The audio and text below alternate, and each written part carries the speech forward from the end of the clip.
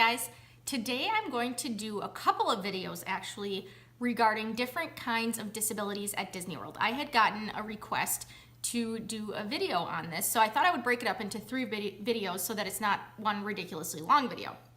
So this first one is going to be regarding visual disabilities at Disney World. Now, if you have any kind of disability, I think Disney is the place to go because they are so accommodating to you. I mean, they go above and beyond, they really do. So, and they do this as well if you have like food allergies and sensitivities in that regard. So they're definitely the place to go. So in terms of visual disabilities, what do they have? So there are a couple of things that they automatically do, and there are a couple of things that you can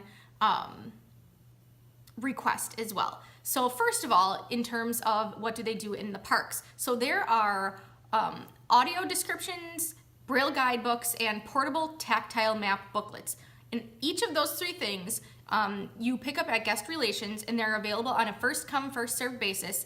And you need to pay a fully refundable $25 daily deposit for use. So it's just making sure that you return it before you leave. Like I said, pick them up at guest relations. You cannot reserve them in advance. It's just first come, first served. The audio description is a handheld device that provides supplemental audio to what is already happening in the shows or attractions, that provides a description as far as the visual aspect, as far as a scene change or the settings or the actions that are going on. And like I said, this is in addition to the audio that is already occurring in the show or attraction. So like I mentioned, they also have Braille guidebooks, and this has larger text, and it also has the Braille in addition. And it's a general guidebook. It has the description of attractions and restaurants and stores and things like that. And you pick it up at guest relations. Now the portable tactile map booklet, I have to read that because I'm not going to remember it. It says it has a tactile representation of building boundaries, walkways, and landmarks for each area of the theme parks. Like I mentioned before, you pick them up at guest relations and you have a $25 daily refundable deposit.